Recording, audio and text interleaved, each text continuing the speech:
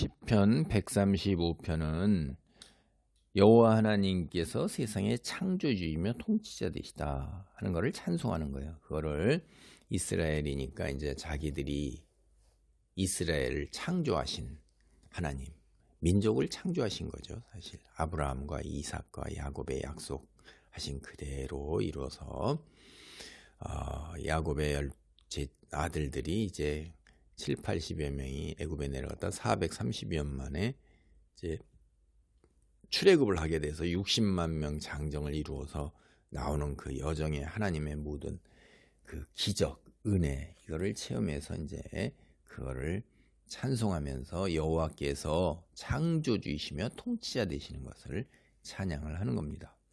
오늘 단락은 10절로 12절은 이제 가나안을 정복하신 이야기를 이야기해요.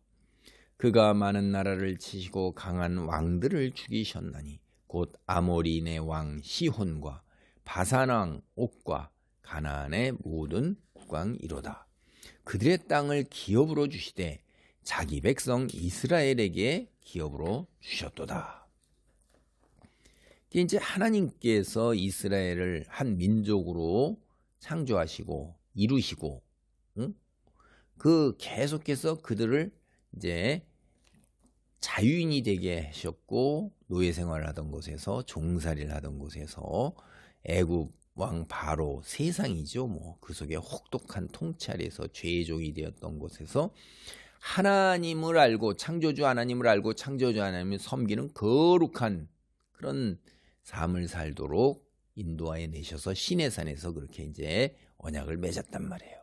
그리고 나서 하나님께서 말씀에 순종하면 한없는 축복, 그리고 말씀에 순종하지 아니하고 거부하거나 하나님을 거스리거나 배도할 경우에는 저주예요. 저주, 심판입니다. 그 얘기가 이제 그래서 이 언약이라는 것이 그들이 스스로 언약을 맺었단 말이에요. 우리가 그대로 다 준행하리이다 이렇게 번역이 돼서 우리가 다 지키리이다 하나님의 말씀을 이렇게 하고 피를 뿌려서 이제 언약을 시내산에서 맺었으니까 하나님을 이제 자기 백성 삼으셨잖아요. 나는 너를 애굽 땅에서 인도해낸 여호와 네 하나님이니라. 너는 내 아들이라. 내가 너를 애굽 땅에서 불러냈으니 너는 내 소유요 내 백성이라. 너희가 만일 내 말을 잘 지키고 여호와 나만을 섬기면 모든 열방 나라에게 제사장 나라가 될 것이며 라고 그런 거예요. 이게 어마어마한 축복을 주신 것 말이에요. 그래서 그 축복에 따라서 그들이 이제 가나안을 정복하는 역사가 여호수아의 인도로 이루어지죠. 바로 그 이야기를 한 거예요. 그래서 그 가나안을 갖다 이스라엘에게 이제 기업, 여기서 기업으로 줬다는 거는 이제 상속한 것으로 물려주는 거예요. 유산이에요. 이게 기업은. 그러니까 이게 우리가 이 말을 참 와서 확 닿지가 않잖아요. 이스라엘에게 하나님께서 그 거할 상속받을 재산으로 주셨다 하는 거죠. 그러니까 하나님께서 주신 거란 말이에요. 그게 기업이란 말이에요.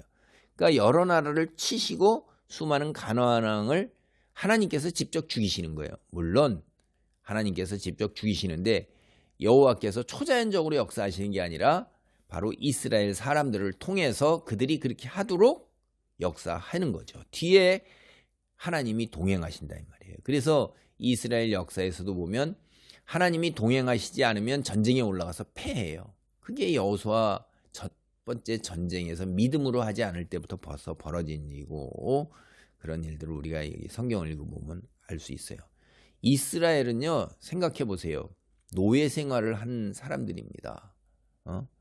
그 노예 생활로 430여 년을 익숙해져 있는데 저쪽은 가나안은 도시국가예요. 이들이 다. 그리고 마차도 있고 군인들이 있단 말이에요. 무사계급이. 그 전쟁을 수호하는데 군대가 있는데 이 노예 생활을 하던 사람들이 그거 뭔 걸 가지고서 물리치겠어요.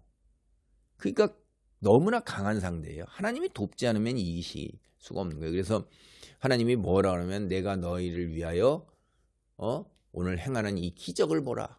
너희가 오늘 본 이 애굽 사람을 다시는 보지 못하리라. 이런 거예요. 내가 너를 위하여 너희는 가만히 서서 보기만 하라는 거예요. 그 여리고성도 그런 겁니다. 하나님 말씀에 순종해서 그 7바퀴를 돌며 소리 지르면 무너져 내리는 거예요. 그냥. 그리고 그들은 이미 벌써 다 간담이 녹았어요. 그런데 하나님께서 이렇게 다 하신다 이 말이에요. 거기에서 벌떼도 보내신다고 이제 그런 이야기도 나오잖아요. 그러니까 모세가 이제 요단강을 건너기도 전에 먼저 그 이제 출애굽의 이야기가 다 퍼졌을 거 아닙니까? 온 세상에 두려움의 싸움을 먼저 걸어온 그 왕이 시온이고 그다음에 바산화의 왕 옥이에요. 도시국가죠. 이게 이제 민수기 신명기에 나옵니다. 여호수아가 그들을 죽여버렸어요. 그들이 당대에 아주 유명한 왕들입니다. 그러니까 이게 이제 이름까지도 나오고 그러는 거죠.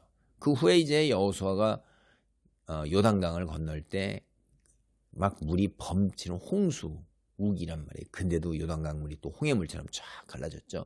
결국 건너고 12지파의 돌을 갖다 길갈에 세웠단 말이에요.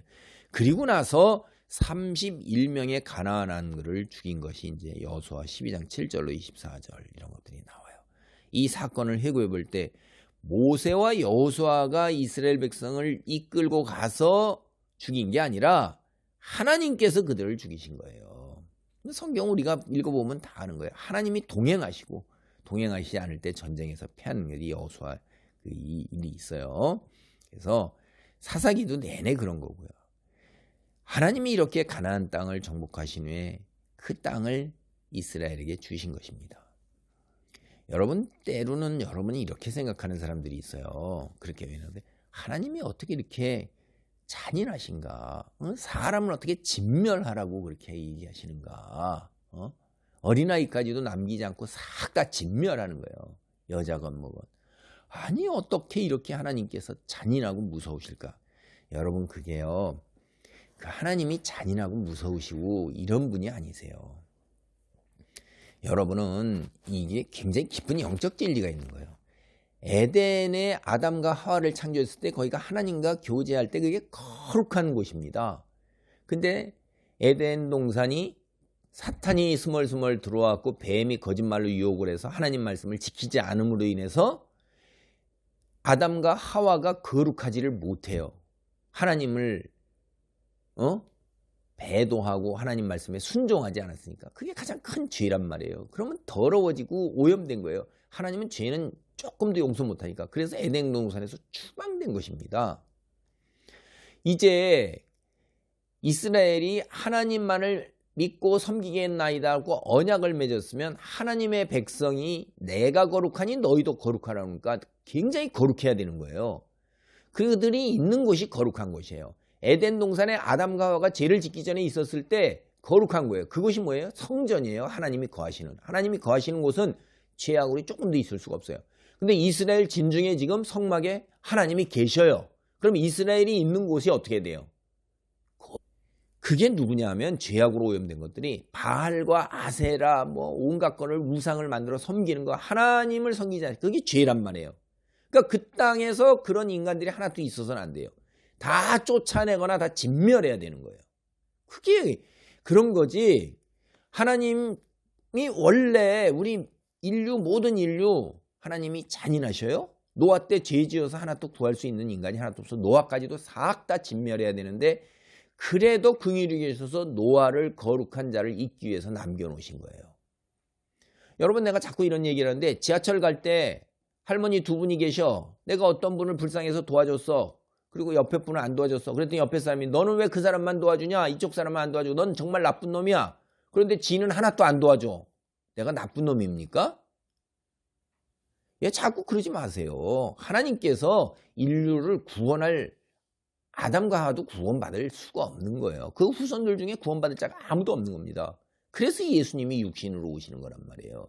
자꾸 인간 뭐 어떻게 인본주의에서 하나님이 진멸하시니 하나님은 인간은요 진멸당해도 마땅한 죄의 값으로 죽어야 되는 거예요. 그래서 예수님이 돌아가셨잖아요. 그러니까 거룩하니 거룩해야 되는 거예요. 죄가 조금이라도 오염돼서 있는 건 있으면 안 되는 겁니다. 여러분이 놀라운 영적 통찰을 가지고 계셔야 돼요. 그러니까 우리가 만약에 그리스도인으로서 똑바로 서지 못하면 우리 어떻게 돼요? 우리 죽어요. 하나님은요, 교회 나온다 하더라도 그거 가지고 될 수가 없는 거예요. 죄가 있으면 그냥 다 죽는 거예요. 파멸입니다. 지옥 가요. 똑같은 거예요. 가나안 여기하고. 그래서 하나님은 이스라엘에게 너희에게 내가 상속으로 대대로 물려줄 테니까 그 땅 거룩하게 한다. 너희 거룩해야 돼요. 우상 조금이라도 있어서는 안 됩니다. 그 하나님이 하신 놀라운 일을 해고할 때 출애굽과 여기 가나안 정착 대표적인 거를 이제 얘기하는 거죠. 출애굽 여정의 시작과 끝만 회고하고 있는 것입니다. 기도합니다. 할렐루야. 하나님 감사합니다. 내가 거룩하니 너희도 거룩하라 하신 하나님 말씀. 하나님이 창조주여 유일하신 분이며 이렇게 가나안 출애굽의 시작과 끝에 여호와께서 다 동행하시며 하나님이 직접 사역하고 일하고 계신 것을 다시 한번 봅니다. 오늘 우리가 이 자리에 있게 된 것도 하나님께서 살아 역사하신 그 결과 때문인 것을 믿습니다. 주여, 거룩한 삶, 거룩한 성품 온 세상의 빛으로 드러낼 수 있도록 보호하시고 인도하옵소서. 어둠의 세력이 틈타지 못하도록 당신의 장중에 붙들어 주시옵소서. 예수의 보혈로 능력을 덧입혀 주옵소서. 예수님의 이름으로 기도하옵나이다. 아멘.